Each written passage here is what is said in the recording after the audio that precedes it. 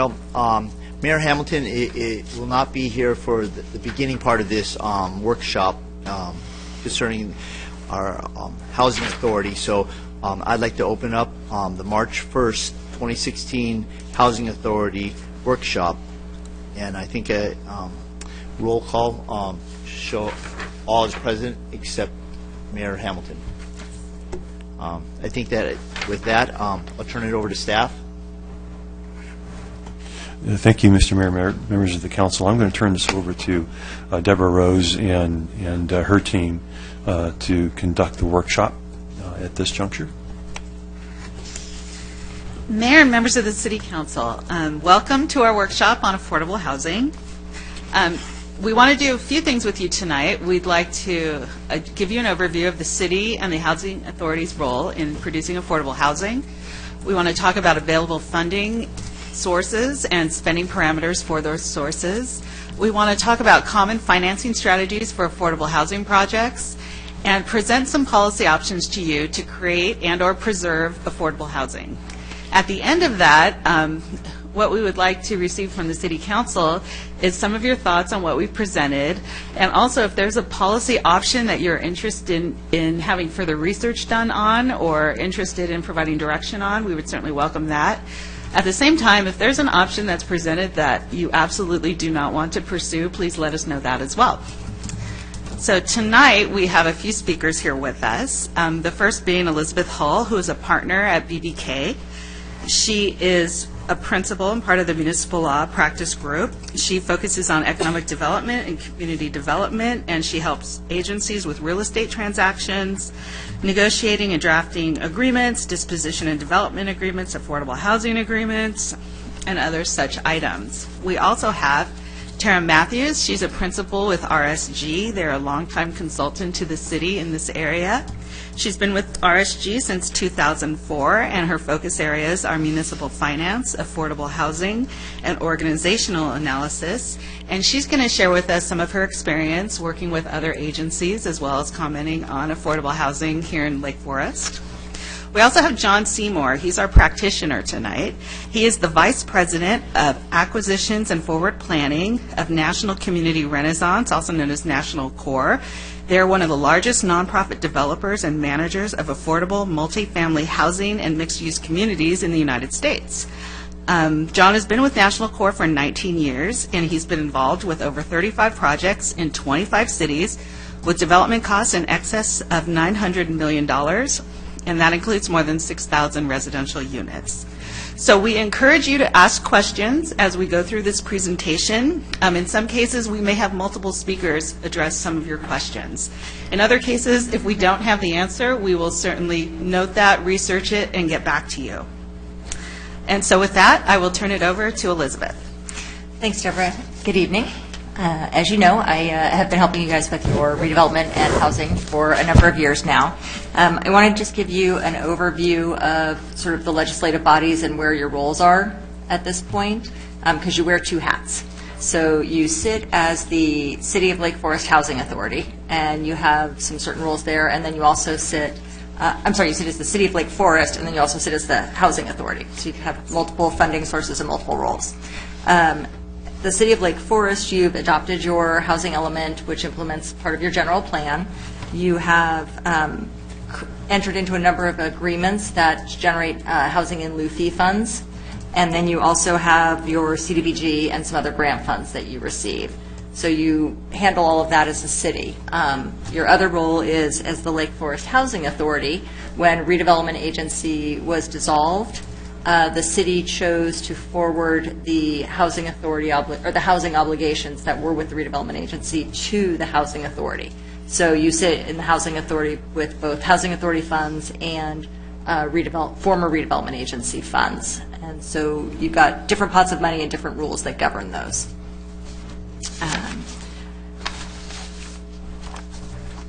Currently, from your development agreements, your in lieu fees, you have about $1.9 million in cash. You have a projected income of around $3.4 million in potential in lieu fees that will come in from those agreements that you've entered into. So it's a total of about $5.6 million. We have one set of rules that will govern those, and then your second set of rules will govern your low and moderate income housing asset fund, which are your former RDA funds, which are now sitting in the Housing Authority. Those include about $359,000 in cash, some land that's held for resale, and then your loan receivables, which are your housing rehab loans that the RDA had given and then were transferred to the Housing Authority for implementation. And then finally, you have the note on the Saguaro property that will come in. So those all total about $1.1 million. So combined, you have a little bit over almost $7 million in available funds, or potentially available funds. But again, depending on how you use those funds, different rules will apply. So the limitations or the restrictions on those funds, your in lieu fees are much more accessible dollars. Those can be spent on almost any income category, moderate or below. There's really no restriction on the number of senior units you can build or what you can do with those as long as they go to affordable housing. Those are your rules that you set for yourselves. So it's moderate income or below, and your rules require a 30-year affordability period. The other set of funds, the $1.1 million, and that's where your properties are held, are in your low and moderate income housing asset fund. Those have just a whole boatload of restrictions that apply to them. 30% of those funds need to be used for extremely low income. A certain percent can be used for moderate income, and another percentage or the remainder for in the middle, the very low income. How many senior units you build is restricted. So when you delve into the use of those funds, it becomes a little bit more challenging. And Tara and John will talk more about sort of how those projects come together and how the different funding sources impact what you can build. And so with that, I'm going to send it over to Tara, and she's going to give you a little bit of a 101 on affordable housing and how projects actually come about.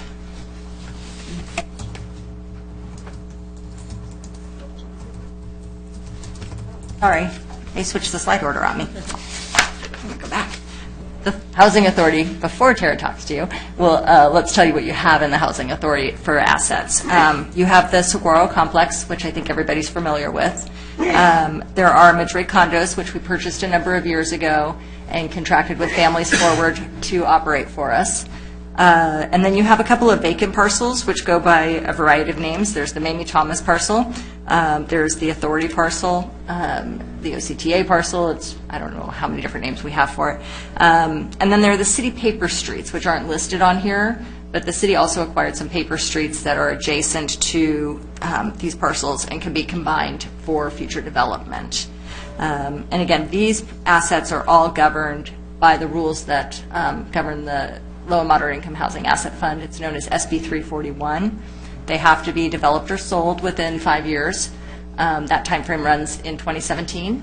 We can get additional time, up to another 5 years, to develop or sell those properties if we need to. And then the restrictions I was talking about, a certain percentage to very low, extremely low, apply to these parcels. And with that, I will turn it over to Tara. Good evening. So before we get too far down the road of the options that you have before you today and some of the policy considerations, we wanted to take a moment and just kind of give high-level explain kind of the concept of affordable housing financing, and the sources that are available to finance affordable housing.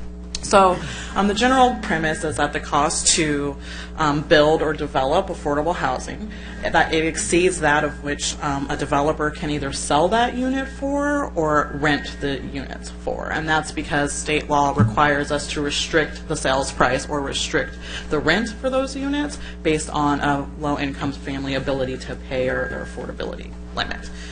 Another thing to note is, the cost to develop a market rate unit is similar to that of an affordable rate unit. Sometimes there's a misconception out there that it's cheaper as far as building the unit for affordable housing, but that's not the case.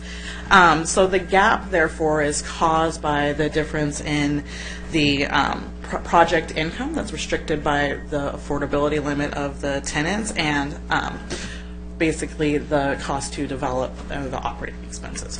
So with the loss of redevelopment, those funding sources used to fill that gap are very limited, and John's going to go into more detail about the available resources that are out there. And there's also been some restrictions to some of the federal funding as well. So we've shown on the chart here 3 different scenarios. So we wanted to look at a multifamily for sale product, rental, and then kind of looking at a larger multifamily rental. So we'll just go through each one of the scenarios. So, a for sale unit is can sell for approximately $360,000.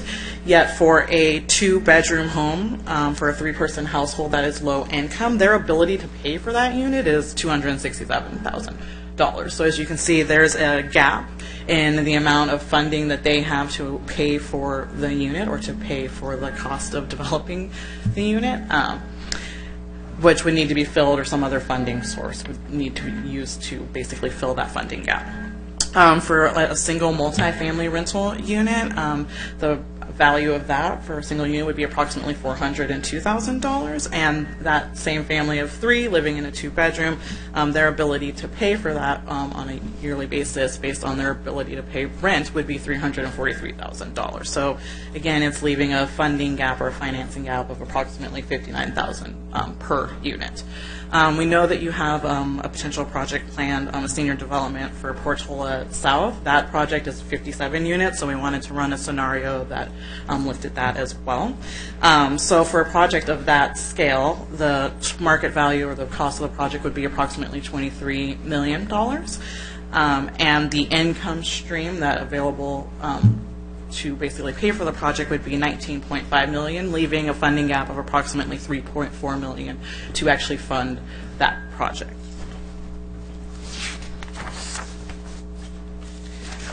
So we also wanted to highlight, who the units would be affordable to. Typically, when you say affordable housing, it kind of means different things to different people.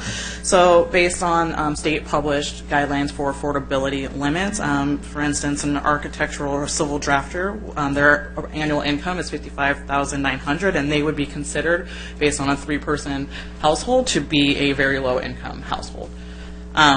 Similarly, a social or community service manager, their income at $72,691 would be considered a low-income household for that family of 3. A preschool teacher making approximately $34,000 would be considered an extremely low income household.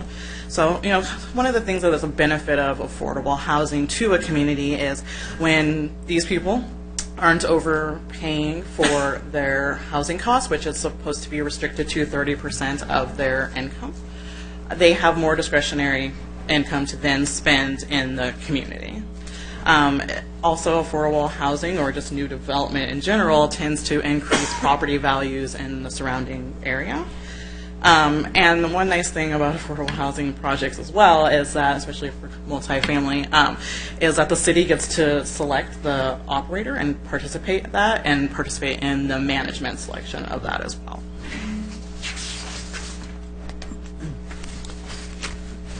So we discussed a bit, the concept of a funding gap and why there's additional resources needed to develop affordable housing. So some of the common ways that financing is achieved is there's these terms you'll hear called capital stacks. And basically that just means it's very complicated and it takes multiple funding sources for a lot of affordable housing developers to be able to build housing. So they often have to partner with some sort of investor. That could be, applying for tax credits, government resources, so they could look to a community for density bonus or to see if there's available land or affordable housing money that could be used to help fulfill that gap. Conventional banks, loans, they look at that often. Grants, private investors, pooled investors. So they're really looking at a multiple areas for funding to help them try to fill the funding gap to build affordable housing. And now I'm going to turn it over to John to go through in a little bit more detail about the available funding sources that are currently out there. Okay. Thank you, Laura. I have a question before we go, and maybe if he'll answer it, that's great. But I guess I don't understand. From a practical point of view, I don't understand what we're talking about. I need something a little more practical for me. So we got $5 million in our piggy bank in 2 more years. What can we do with that money? Could you make it that concrete for me? Yeah, so further on, so right now we're just kind of going over the basics, and at the end of it, we have some policy considerations on how to actually use and implement. And just to clarify, that's 5.6 in lieu fees with future revenue sources coming in. That's not a total housing authority. No. So John, I mean, if you could please repeat that I take it that you're the capital stacker on this, and so the professional capital. But your company is with who? I didn't get the notes on that. The company, Mayor Pro Tem, is National Community Renaissance, and we're a 501c3 nonprofit affordable housing developer, owner, operator, and property manager.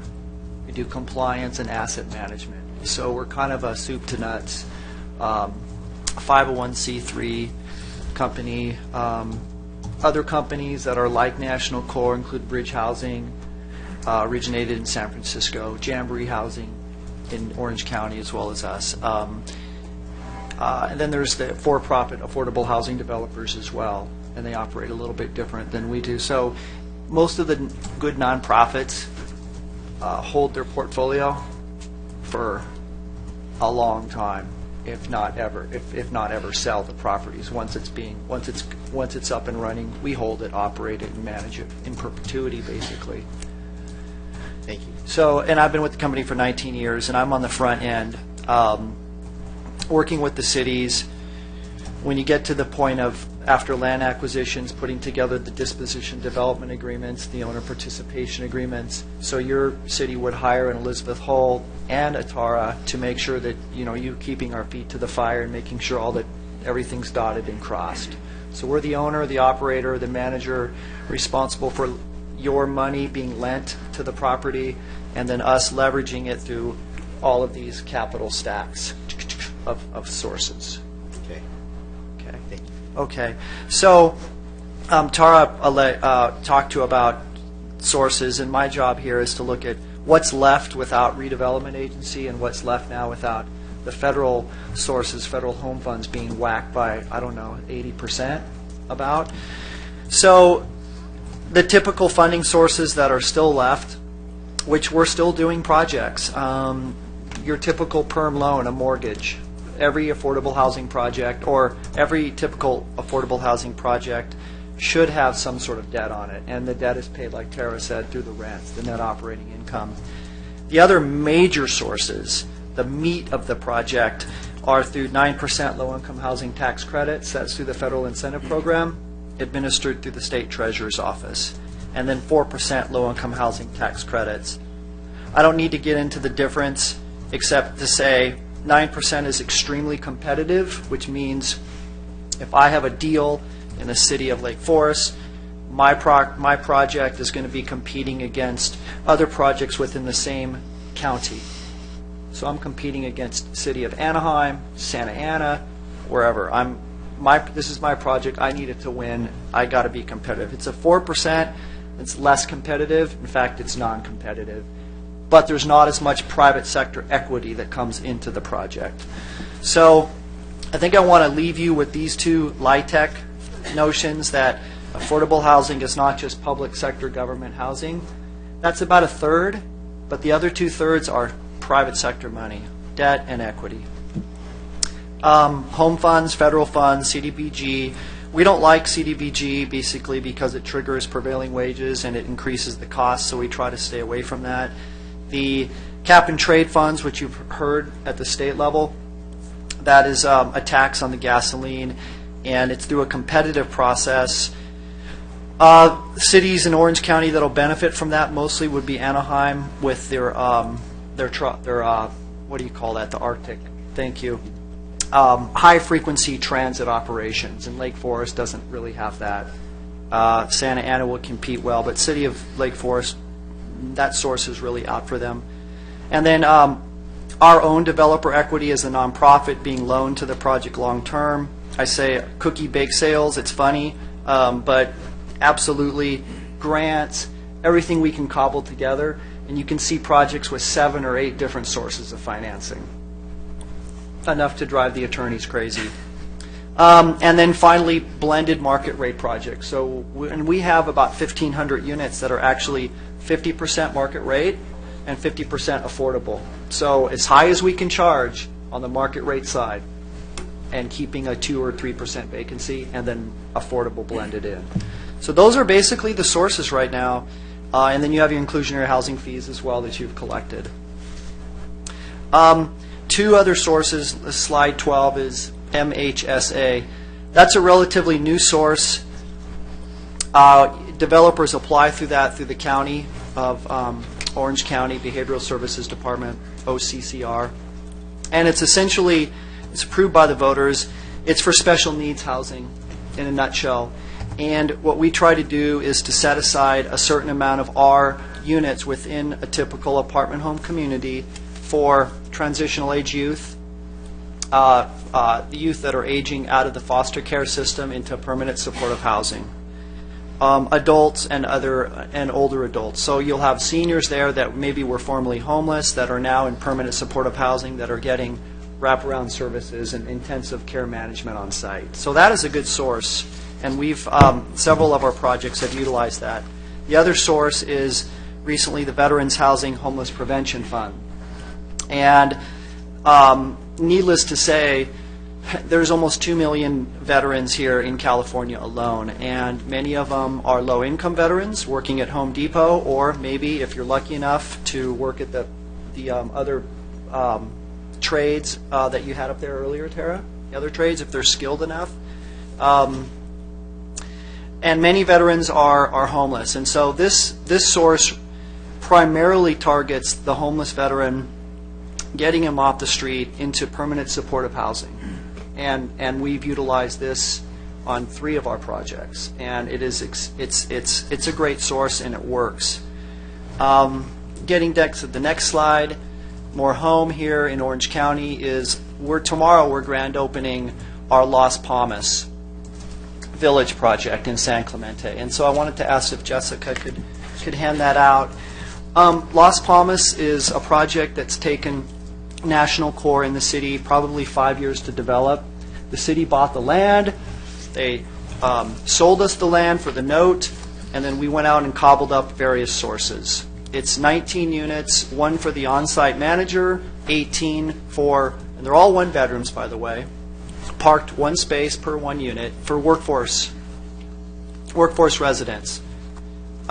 We have what we call a preference on the project. So the city said we want to see people that are either living in San Clemente have first shot at this housing, or people that are working in San Clemente live first shot at this housing, and then of course military enlisted.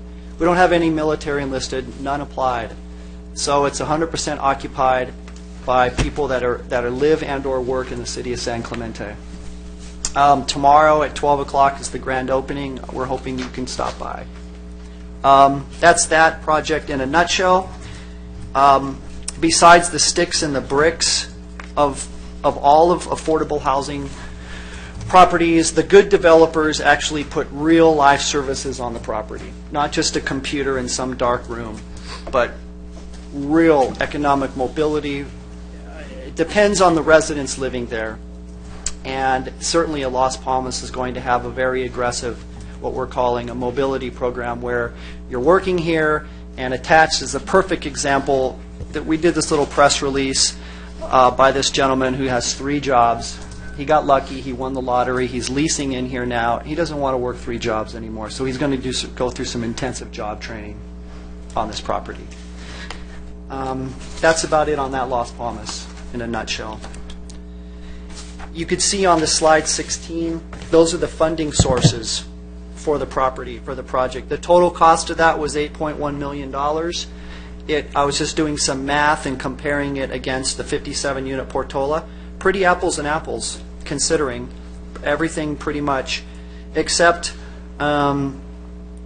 whereby that was a master developer funded deal with an affordable developer. Ours was not, so we had to go out and tranche up the very capital sources to make the project work. That's it for the time being on Las Palmas and developer financing, investor expectations. This is a bit of a misnomer, but I'll take a crack at it. So if you're a for-profit developer building rental housing, you need debt and equity, and that's it. Debt and equity, and you can build your market rate housing. If you're an affordable developer, you need many sources. And so the affordable developer doesn't really seek return on investment. We make sure that the project cash flows positively to meet the investor expectations and the lender's expectations. That's what we primarily do. And then we get a salary, and the state of California caps the developer profit. There's a cap. So we don't get rich on these things. If we sell them, which we don't, but some developers do, we will buy those that they sell, and they're on a long-term regulatory agreement anyway. So no one's going to be turning these into market rate housing anytime soon, because at the end of 55 years, the owner will want to then roll back over the affordability for another 55 years and then do massive amount of renovation and keep the rents going. At least that's what we've seen over the past 25 years.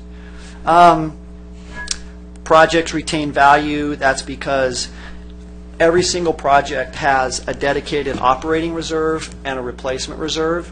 So, and a regulatory agreement with our lenders, our investors, and with the city. So the notion that an affordable housing project would go belly up is illogical. The notion that affordable housing project, if it's underwritten properly to have negative cash flow, if I can't lease affordable housing, there's something wrong. There's something wrong. It's built to market rate standards. It's just having a low-income resident or a special needs resident or a low-income family in there. And they're underwritten these days to sustain long-term economic conditions. Assistance with the closing funding gap, that's essentially what the city does, is to lend your inclusionary fees in this case to the project. Okay? And opportunities in Lake Forest, I'm going to turn that over to Tara. Yes. So now we're getting to the point, Mr. Gardner, you were alluding to earlier. So provided a good overview of the basics of affordable housing, and Elizabeth went into the different legal requirements kind of with your two buckets of funding. So we wanted to provide tonight for you some policy considerations to kind of help staff move forward with potentially what you could do with your funding sources. So just at a high level, you could do new construction projects, so that's ground up, vacant parcels, go from start to end. There's acquisition and rehabilitation, so that would be purchasing an existing structure and then rehabilitating it and making it affordable. There's a concept of purchasing covenants, so we'll talk about that in a little bit more detail, but basically you could go out and pay a property owner for the covenants, which would mean that they would have to restrict the rents for those units. Or there's mutual self-help, which would be similar to like a Habitat for Humanity type of development. So the options that we have before you tonight are, first one is focusing on distressed areas. So again, we'll go through each one of these in more detail, but on this slide just kind of want to present it high level too. And that would include focusing on areas within the community potentially that have low-income families or have prevalent code violations or overcrowding situations, and even if there's areas that have distressed buildings or distressed structures.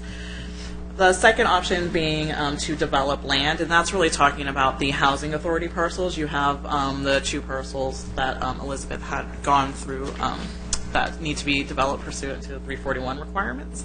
That's the Mamie Thomas and then the Railroad adjacent parcel, OCTA, or agency parcel. Many names for that one. And then the third option would be to preserve or convert existing units. So again, that's the idea of purchasing covenants. You have a few properties here where there's covenants either expiring soon, or you could go out and seek a new project and put covenants, affordability restrictions on those projects. Just kind of keep a note that all of these options here would be consistent with fulfilling the housing element goals and your 5-year consolidated plan. So the first one that we'll focus in on is the distressed areas. If you were interested in this option, there's a few different ways that you could go about doing it. So the first kind of being you could issue a NOFA. So NOFA means Notice of Funding Availability. So as Elizabeth had kind of gone through, you have these various buckets of money, and you could allocate all or portions thereof for specific types of projects that you would like to see done in the community. The 6 months would be about the time it would take to issue that NOFA and to begin, negotiations with a selected developer. And then from that point on, depending on whether or not you want to do acquisition, so I would go out and acquire a vacant parcel, let's say, and to do development on that would take approximately 4 to 5 years to complete that process from beginning of acquiring the parcel or property to actually getting units on the site with people living in it. Another option would be for rehabilitation. So again, that's acquisition and rehabilitation. So I would be purchasing a site or a property that has an existing structure on it. And the process for that is a little shorter. That's about 2 to 3 year process. Something to kind of take into consideration when you're looking at this policy option is the good things would be you would be improving an existing neighborhood within your community. So again, if there's an area where you want to help boost property values or potentially put what potentially could be a catalytic project, you can take a look at that. If you were going to do the acquisition rehab option, that again would likely be a developed lot. And then again, because this is looking in existing neighborhoods, it probably would be focusing a lot on infill development as well for those vacant parcels. Some of the downside potentially to this would be, especially with the acquisition rehab, because it is an existing structure, it will likely have tenants living in it, so you would potentially run the risk of having to provide relocation cost. And then also the CEQA process would apply here. I have a question. Wasn't there a recent Texas Supreme Court decision which said putting affordable funds into distressed areas was discriminatory? How does that apply?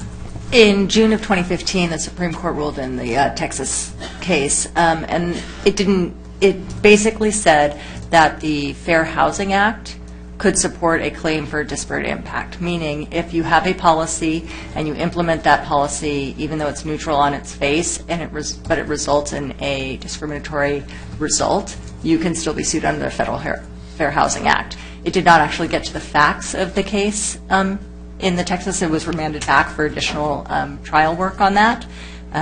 But it was really just a restatement of what was existing HUD regulation and affirmed decisions in previous cases. So I don't think it would impact what we're discussing here today. While we're on this topic, covenants, we have some covenants with some of the apartment complexes in the city. Crestwood has 38 units that will be expiring in 2017. Bella Court has 6 units that will be expiring in 2018. Are we able to re-covenant or restate those covenants with those apartment complexes? Sure, you can go. We could go to those owners, those landlords, and discuss with them buying from them an extension of those covenants. So they would agree to keep those units at restricted, low income, very low income, whatever they're at, and we would pay them for those extended covenants. Mayor Pro Tem, I'd like to direct that question actually to Jessica. She has a little more information on one of those projects. Good evening. Just wanted to share with you the latest information I received from the County Housing Department. They indicated where Crestwood Apartments is concerned, they actually were able to extend the term to 2019. But in 2019, per the county agreement with the buyer does have the option to buy the buildings from the County of Orange for $1. So whether or not they will renegotiate is something that the county will have to address with the buyer. The city is a party in terms of just monitoring the affordability there, but it is a conversation or negotiations that would be strictly handled by the county with the buyer. So I want to clarify that. Is that the Bella Court?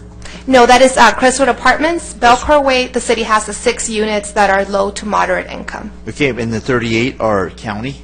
Correct. Those are county. Okay. And so that's been extended to 2019? 2019, August 2019.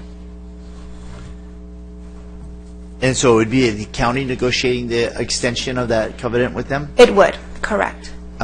Now, do the owners of these apartment complexes have the right of refusal? Or is it what, I mean, do they? So they have an agreement with the county right now, as I understand it, that expires in 2019. At the end of that term, they can buy those buildings for $1 and not have to do low income on it any longer. They could just do it at market rate. So it would sound like they don't have a huge incentive to work with us to extend those covenants, but it's certainly a conversation the county or the city could have with them. But the agreement right now is through the county. Okay, my other question was for-profit or not-for-profit. Of those that are working that are truly not-for-profit, it seems like they're more motivated out of helping the needs of those that are disadvantaged. Not necessarily. Not necessarily. No, I don't. I mean, no, that's not necessarily true. Yeah, you have some for-profit affordable housing developers that are strictly profit motivated, and in fact are trying to sell portfolio right now. They're just closing up shop. But you have good affordable developers that are for-profit and non-profit, and you have shady ones too. And you need to be able to, And I put them through the ringer. I especially like the fact that the not-for-profit community is focusing and trying to help our vets, because of the fact is we've been in a long-term national war and our military people have been stressed to the limits, and I think that no man or woman that has served our nation and put their life on the line should go homeless in our nation. So I love that part of what you guys are talking about now. It's come to the forefront. It's really about the culture of the company. Some of the good nonprofits have a culture whereby, like I said, they just don't want to do sticks and bricks and do a computer in the corner, but they'll go out and work with third-party other nonprofits, or go to their lender and their banks, for example. Like one of our largest lender and investor is Wells Fargo. Wells Fargo has put in millions of dollars of grants and pre-development funding towards our projects, where that's enough said on that. I mean, I'm not going to give them the stamp of approval, but then we take a lot of that and turn it around and do services on the sites. Now, is it improper for us as a city or municipality to designate certain units for homeless vets or distressed veterans? Is that against the law? Or? Well, there's the source, which requires it. Right. There's different Right, ways that and can there's- come about. So you Correct. can have a general policy that says you want to have a local preference or a veteran's preference or something like that. With those policies, there is a concern that you would have what was raised in the Texas case, which is a disparate impact, which means you have a neutral policy, but the effect is discriminatory.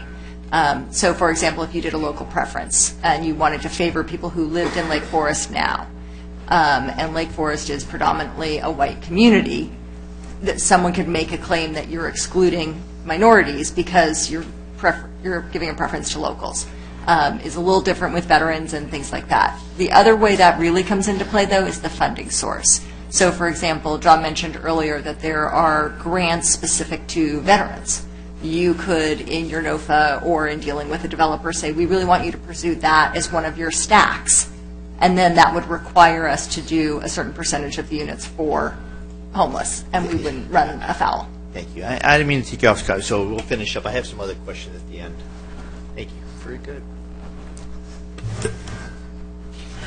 So moving on to the second option that was laid out is to develop the land. So again, this is talking about those housing authority parcels. A little feedback. Sorry, a little feedback coming back. Anyways, so the housing authority owns 2 parcels, and as Elizabeth mentioned earlier, So Senate Bill 341 requires that those units be developed for affordable housing purposes within 5 years from when there was a housing asset transfer form that was required to be filed with the state, to be developed for affordable housing within 5 years of that date. So that date is coming up. That's September 5th, 2017, so it's about a year and a half away.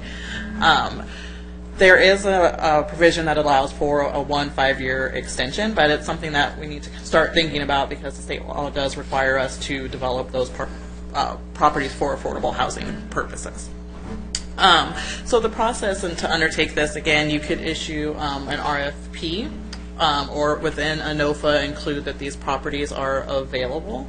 That would, again, be kind of a 6-month process until you can send that out and then select a developer that you would be interested in partnering with. You could do a new construction there. So again, that's from ground up, a new project that you'd want to include in your RFP or your NOFA that you're interested in the developer undertaking. Or again, there's a mutual self-help option. So that's the Habitat for Humanity model. A few of the considerations is, if we went with this route, then you'd be able to comply with the 5-year development restrictions 341 and the other SB 341 requirements.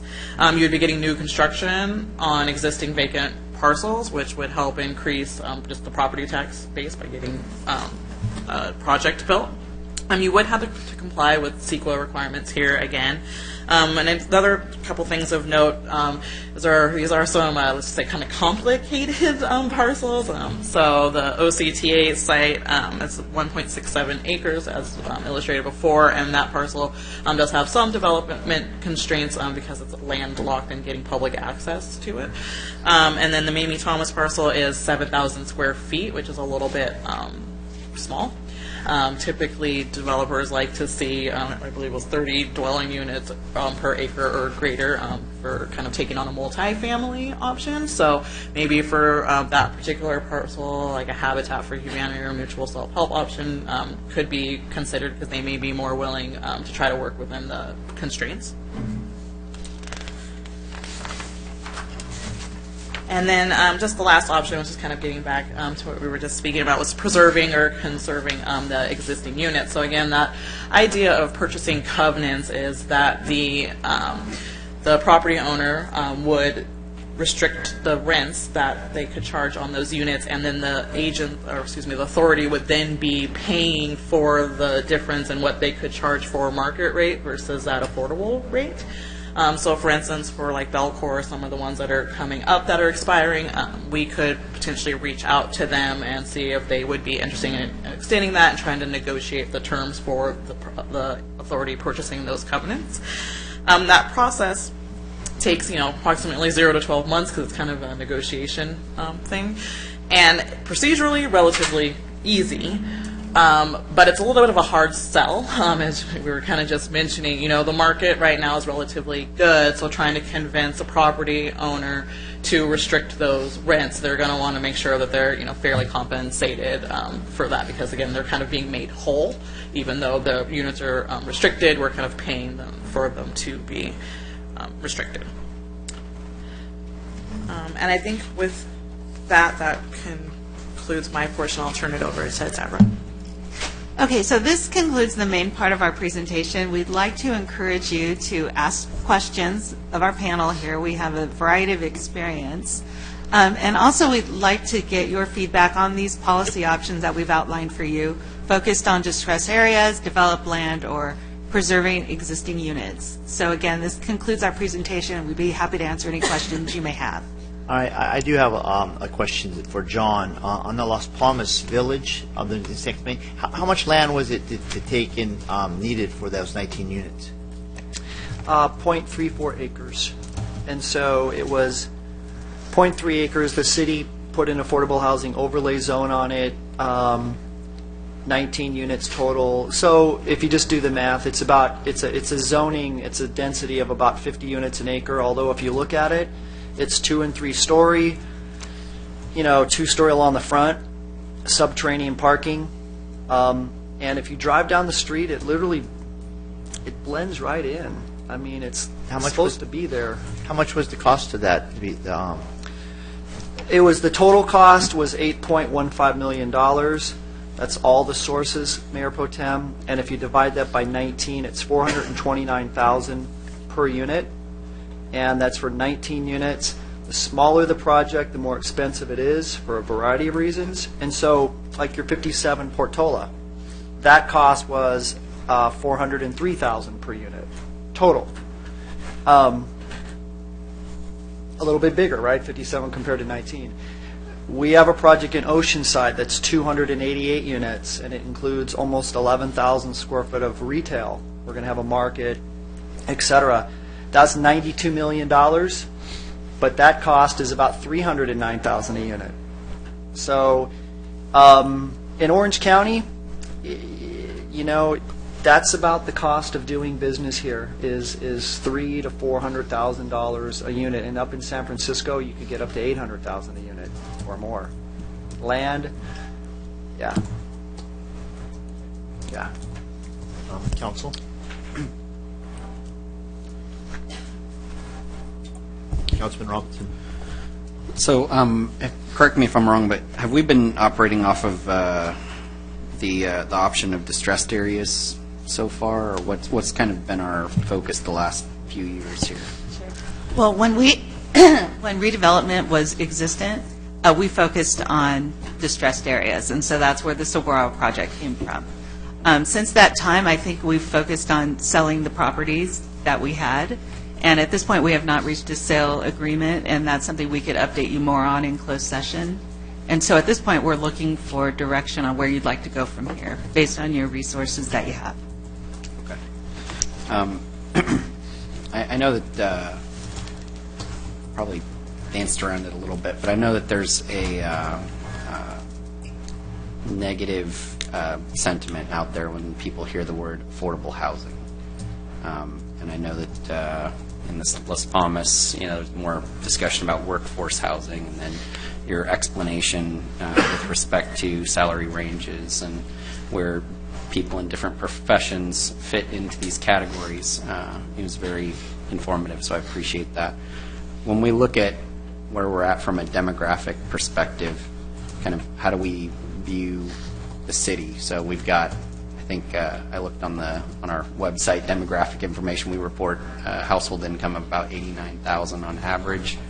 So, you know, what's kind of like our gap? What's our shortfall here? I mean, when I look at the community, you know, I look at a lot of my neighbors. If they've been living in their home for a decade or longer, they probably fall under a low income category because they're not making a six-figure income, but they're living in a $600,000, $700,000, $800,000 home. And if they were to buy that today, it would probably be a huge challenge for them if they could do it.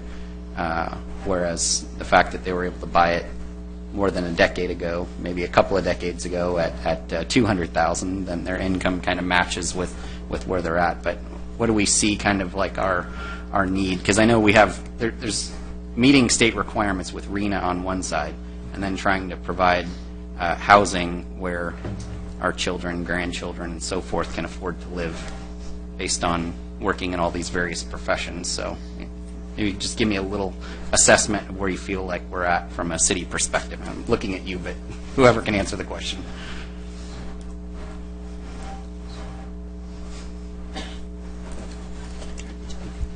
So, you know, we've seen many cities that are upper income, specifically Yorba Linda. Let's take Yorba Linda.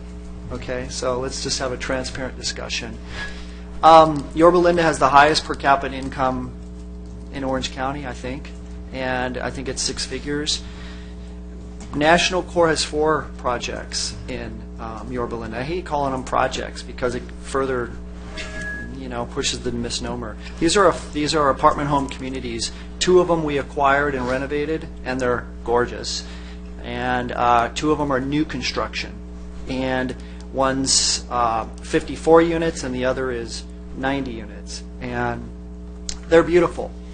The people that are living in those units are folks that actually work in the city of Yorba Linda, that either are living in Yorba Linda or just on the outskirts, and they're having to drive. And so The city has complied with RENA. Those are built. And like I said, 100% of the residents that are either working in Yorba Linda or live in a very close proximity to where they're working in Yorba Linda. You can look at the demographic, and most of them are living in Yorba Linda already. All colors of the rainbow, and they work from. In fact, there's a couple of nurses. Guys are working at Home Depot, at the counter, cutting your hair. It's a really diverse workforce that's living in these apartment home communities. So, all your retail around here, I'll bet you a lot of those families would love to live in Lake Forest if they're not already crowded up. They're already here. They're right here. Yeah. Jessica. Well, that's great comment that you made, because I think that we do notice that in probably a variety of parts of town, and definitely in certain parts where you'll see maybe multiple families or multiple individuals with different surnames who are living in a home, so they're finding their own affordable housing, and if we're not providing it, then we have an unplanned affordable housing area that presents its own challenges. So, as we can try to find ways of providing it for those workforce folks, I think that's important. You mentioned with respect to the San Clemente Project that the individual with 3 jobs won the lottery. So could you explain that a little bit? So you've got 19 homes there. How many applicants for? We had over 200 applicants, Okay. and we didn't even advertise, so to speak. We just went to the first realm, was just kind of word of mouth, and then it's just put it into a computer, and it spits out in a random order of who gets to be interviewed first. And the qualification process is amazing. You have to have 3 months of, well, for us, you don't have to do this, but for our company, we require 3 months of rent in a savings account. We require no criminal history, which means we require no. There is no criminal history of any resident, none. Period. You can't have an infraction. Let's say you can't have a misdemeanor. You have to have a credit rating, which is pretty high. You have to have job references, third-party verification of income, and then you have to sign addendum leases that are probably close to 4 inches thick. And we have a zero tolerance policy. It's harder to get into an affordable apartment home community than it is to a market rate, because we remember how we used to do that. 1 page, sign, boom, you're in. Now, these folks that are living in these apartment homes are put through the ringer to get in. And so we just went through, nope, nope, nope, nope, yes, boom, nope, nope, yes, boom. And we got down to the 78th, and so from out of 200, went down to 78, we found 18 qualified, and one's for the manager. So that was the process. Yeah.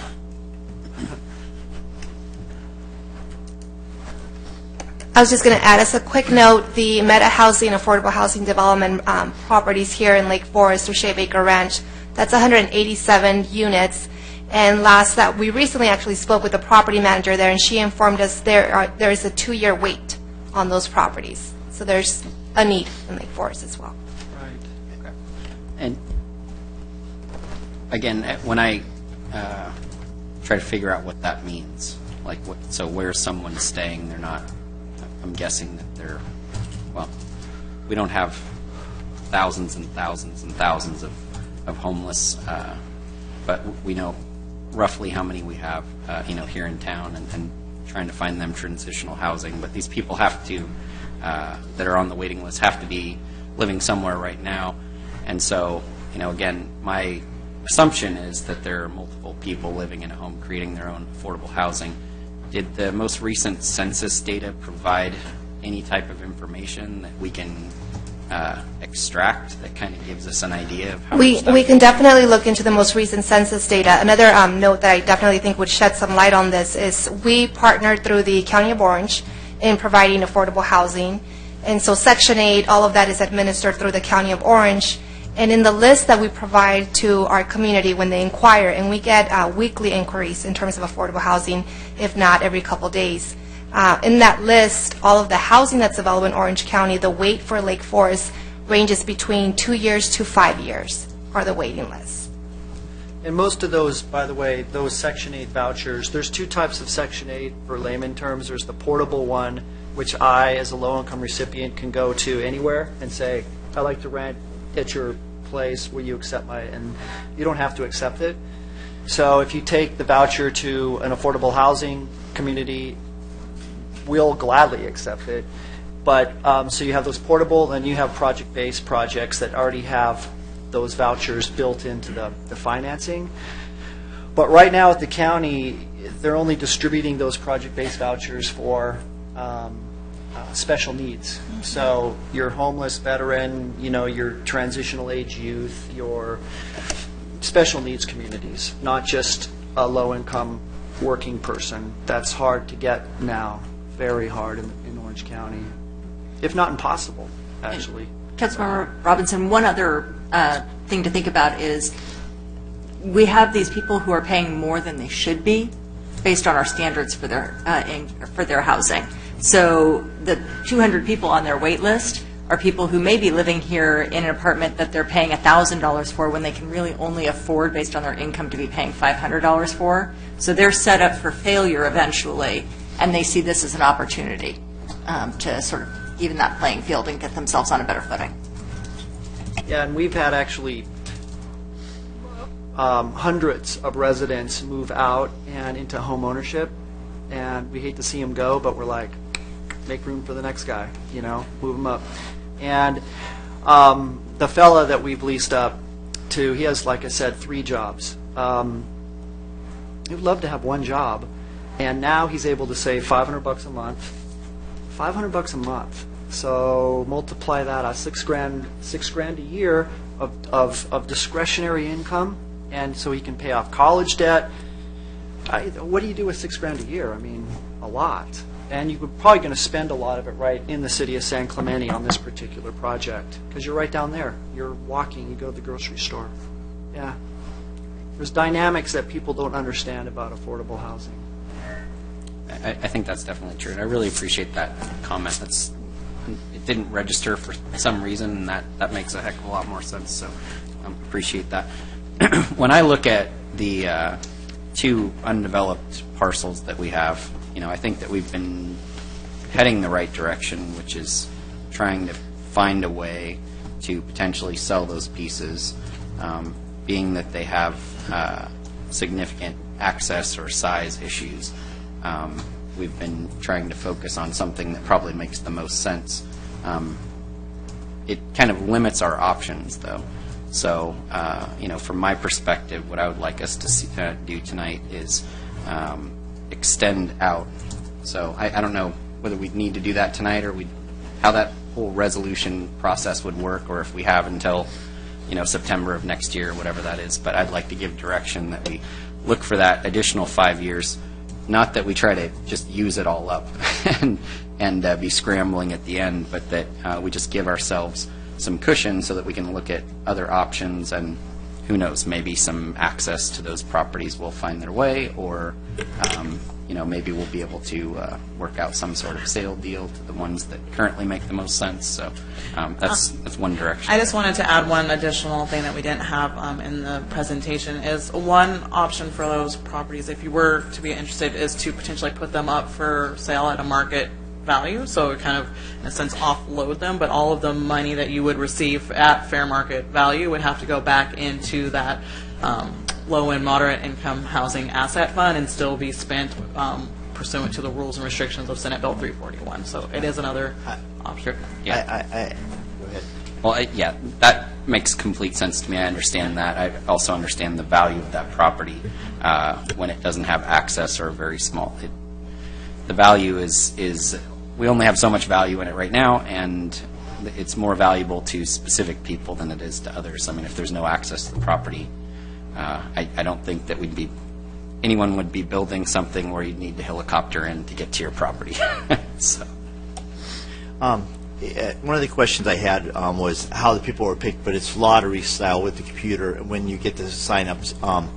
But how long do families get into this before they have to go through the lottery again, or are they established to where there's unlimited time? So typically how it works is you qualify when you move into the project. And so once you're qualified in, there are compliance monitoring, so you have to prove and kind of show your income. But often in those regulatory agreements, many people are kind of grandfathered in. And if they do make income that is greater than the affordability limits, there's usually provisions that would allow the developer to take those to market rate, and it's defined in that negotiation with the city to make sure that their rights are preserved, and that if they start to make more money, that they are not kicked out and don't have to go through that process. But they do not have to do the lottery more than once. Once they're in, and then there's provisions that they become over income. Because obviously the goal is to get that upward mobility and have that rotation and allow one of those 200 that are on the waiting list to have an option or to try to get in, and allow that to be not a permanent but a stepping stone. So do you guys see to that people are making efforts to upward mobility? Absolutely. So with the exception of our special needs and the exception of retired seniors, the answer is yes. So most of our working families are involved in some financial literacy, mobility training, a variety of things. And our management guys on site, they just don't sit there and collect the rent. They're engaged with the community there, and it's almost a family, and it's kind of like a rite of passage to be able to move up into market and to ownership. Actually, we see more of our residents leaving into ownership, townhomes, sadly, outside of the area. So we see a lot of people are renting in Orange County and San Diego going to buy townhomes in the Inland Empire in various areas. Well, sadly, but But now they're ownership. too. Sadly for us, but now they're in ownership, and now, if they buy right and the bad deeds of the past, pre-07 on the lending and the no qualifications and all that crap that went on, sorry to say, that's gone. So now you're going to have real buyers with real down payment money with supportable loans. And that's what we're seeing. We're seeing a lot of our residents move on, which is great.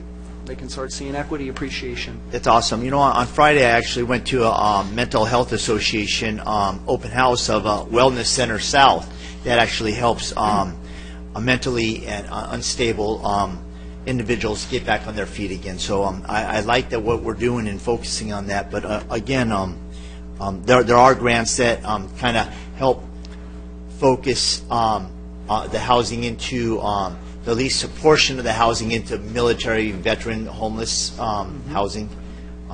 Again, that's something I think that is crucial because of the longevity of what we've been in with our nation. But on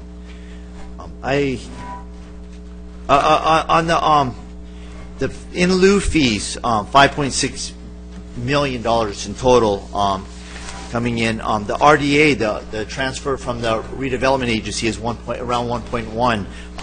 Are there the same restrictions on that redevelopment agencies in categories of where this has to be spent?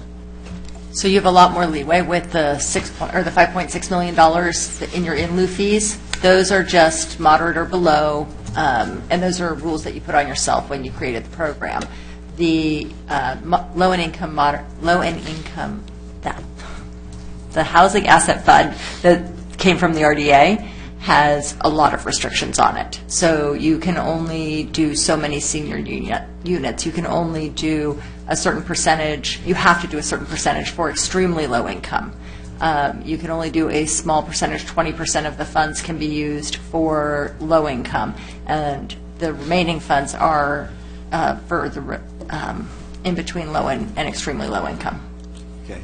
In you guys' classifications that you have out there, that we have low income, moderate income, medium income, senior housing, disabled, transitional housing, I can't see them not allowing us to have a segment of that set aside for veterans too. I mean, if we have these other categories, then would that be discriminatory to set aside so many for veterans if you have these categories for seniors and transitional teens coming out of foster care and that? Would that be against the rules or the laws? Not likely, no. I mean, we can have preferences like that. Again, there is the potential of challenge, but if we had just one project, if we put all of our money into a particular type of project that was discriminatory, that had the effect of being discriminatory, then we might face a challenge. But I don't think there would be any problem with looking at veterans, particularly if we pursued additional veteran funding. All right. And Councilman, we've, over the past, since 1992, we've had so many different sources through Sacramento, MHP, IIG, TOD, all of the acronyms, and we've seniors and special needs, and we've never gotten sued. Never. None of our partner cities have never been sued over any type of fair housing issue. Not at all. Has National Corps, do they have a segment set aside for military or veterans? Yeah, we have projects that have a certain percentage of the unit set aside. But what we don't have, and what we probably won't do, because that's not our strength, is to have 100% veterans. No. 100% homeless veterans, 50-unit project. We wouldn't do that. We want to see the veterans integrated with working families, with seniors. That's just not our... Yeah, I agree. Yeah. Was there a development in Tustin that was focused on veterans? Could you elaborate on I that? don't know too much about it, but there's been in the Inland Empire, next to the Air Force Base, March Air Force Base, 100% veterans.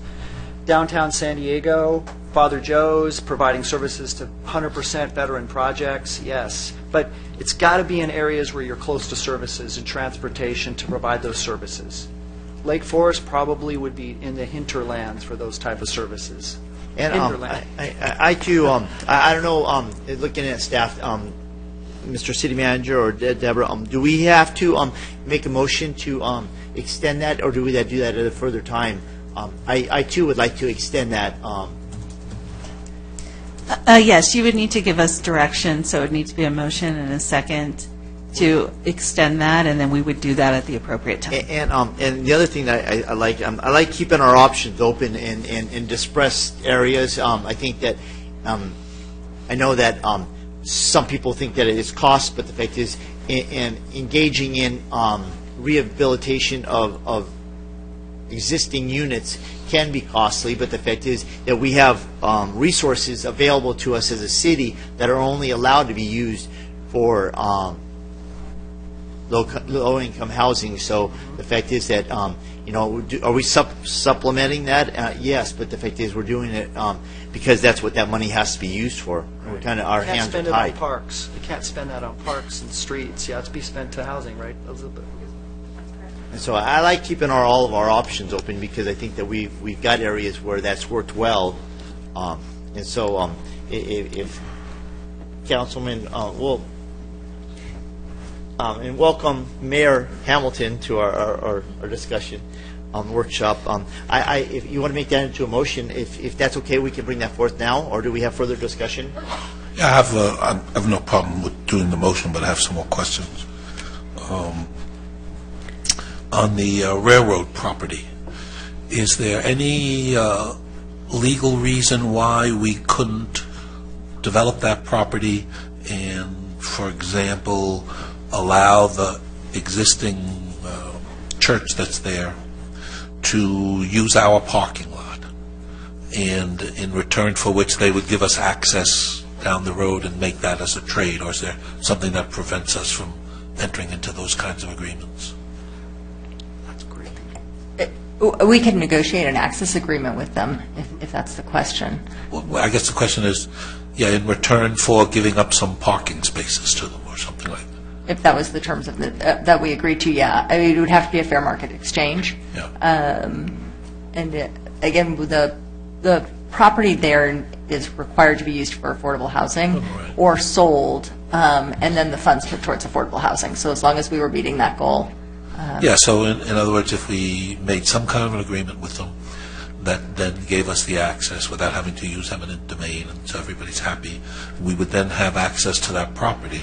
If we had access to that property with the funds that we have, what could we do? Oh, I've met with city staff here a couple of times on that site, and what you're saying, what you're talking about, Doctor, is very innovative. Yes, you can have reciprocal use agreements. You can have shared use of a community room. You can have shared example, parking in the yes, evening. right. And we love that site. I mean, that site should be NOFA'd out or RFP'd out, and to get proposals on that site. It's a great site. We love it. And all the funds that you have today can be used on that site. All of those funds that you have today. And you could have a mixture of seniors, families, a set aside for veterans and special needs through the county MHSA. You can do a lot of things with that site. I would What kind of a I recommend you magnitude? not to sell that site unless you just can't get access. What kind of, for example, you have a Las Palmas. Could we do Las Palmas Village, or what kind of a... You could do a density of 20 to 30 units an acre out there, which is 2- and 3-story, 3-story with elevator. If it's a senior property with a community room, on-site services. Again, if you just can't get the agreement and it's landlocked, you can't build units if you don't have land, and they're not making much land in Lake Forest. You know, On that so same you just top- got to be aggressive and somehow make it work. On that same topic, we have the Thomas parcel, which is along Eltwell Road, which is 7,000 square feet. Could that be incentivized to allow us to have a thoroughfare through the parking lot of the apartments? And because that's deeded right next door to the apartment complex, and they could transition the parking from one area to the other.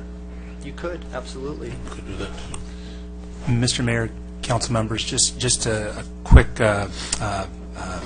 issue. We want to be careful that we don't pre-negotiate real property negotiations outside of closed sessions. So I think at this point, it's best to cut off this conversation, knowing the possibilities that are out there, but these conversations should happen. So I'm willing to second Councilman Robinson's motion to extend by 5 years.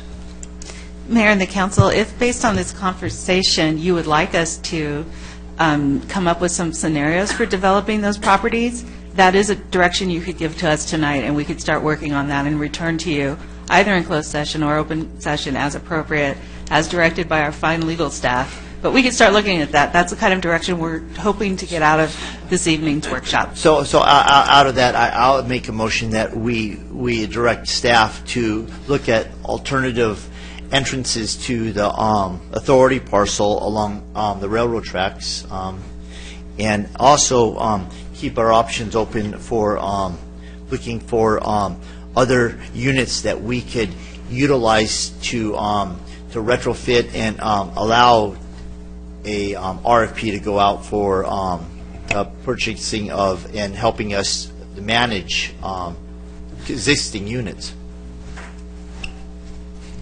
So, Mayor Pro Tem, to make sure we're understanding, you would like us to come back with more information on the developing land option, policy option, and preserving existing units option. Yes. Thank you. Can I get a second on that? Yes, I'll second it.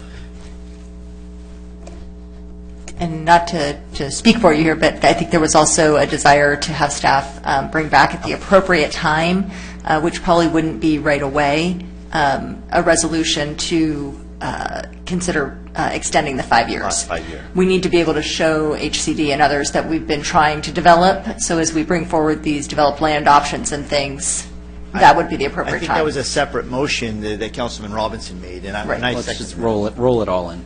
We'll roll that all into one motion then. Do we got that?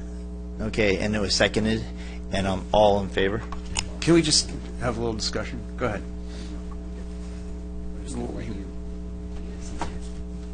Well, you mentioned a term, and it slipped by. I can't remember what it was. It was either it was either FOFA or NOFA? something. NOFA, a Notice of Yes, Funding NOFA. Availability. Okay. So it's where you put out to the public that we have $5 million or whatever it is that we want to spend on affordable housing, and give some parameters, and then you get in responses from qualified developers who might be interested in helping you spend that money on a particular location. Yeah, the only comment I would make on that, in that arena, was that I think we had some success with the previous, sending out an RFP. However, I would be interested in soliciting those who would not respond to that. And I don't know, is the NOFA an alternate vehicle for someone to respond without having to do an in-depth RFP? So the affordable housing developers dislike having to respond to an RFP, putting forth detailed site plans and elevations and spending a lot of money to just say, we're not going to do this, or we're going to turn you away. It's better to, in my mind, do a request for qualifications. Then you have dozens of developers submit their qualifications under the vision of what the city wants to have built. Okay, then you can easily say, well, this developer doesn't have the qualifications for what we want as the city. And then you shortlist them. And then once you have the short list of developers, 3, 4, 5, then you can do an RFP, which specifically says, you want apples to apples. We want to see a density of this. We want to have veterans. You talked about that. And so the developers are kind of all on a level playing field, instead of you get these really sort of wild proposals coming in that may hit home and may not, if that makes sense, Mayor. You want to kind of level the playing field, apples to apples. And Tara knows a lot about this, what I'm talking about. Yeah, so the kind of the main high-level difference between the NOFA and, let's just say, either the RFQ or RFP process is that the NOFA is really notifying the development community that, hey, we have these available resources. And we've set kind of these parameters of what we're looking for, kind of come back with your idea or what it is that you could do to kind of help us meet our goals and, use our assets or spend down our funds. Whereas the RFQ or RFP process is really more kind of targeted to, you have a site over here, and you want to do something with that particular site. So let's just say, for instance, if it's the railroad parcel or the OCTA, whatever we're calling that today, if that was a one that you wanted to do something just specific with that, you could do really either option, but kind of the RFQ model, RFP would go for we have a specific site. So it's just a little bit different process. I would say the NOFA is probably a little more general and more open, and then you're kind of working and negotiating through all of those steps along the way, whereas the RFP or RFQ process, you would have a little bit more of a defined outcome in your mind, where you wouldn't necessarily be looking for kind of the wide gamut of the development world to come in with exactly what it is that they would put that. Right. And I actually talked to one of the providers here in Orange County, and they expressed interest in maybe the NOFA process that, and on top of that, would not necessitate an RFP, but maybe a negotiation. And so, would that be an option for us along the process? Yeah, that is one of the options that you could take moving forward. And like we said kind of before, I know you're just kind of coming in, but we had kind of gone through the various kind of policy considerations, and under each one of those, you could even lump all three of them: the develop the land, focusing on distressed areas, the purchasing of covenants, include all of that into one NOFA. And again, then detail out the parameters of what you're looking for and see kind of what options that you would get back, and then move forward on a step-by-step basis of entering into a development agreement with one or multiple developers. And Andrea, as part of the motion to look at those policy elements, we could cover NOFA, RFP, and part of the information we bring back to you for your further consideration. Sounds great. Thanks. So I'll take that as a friendly amendment. Cast your votes.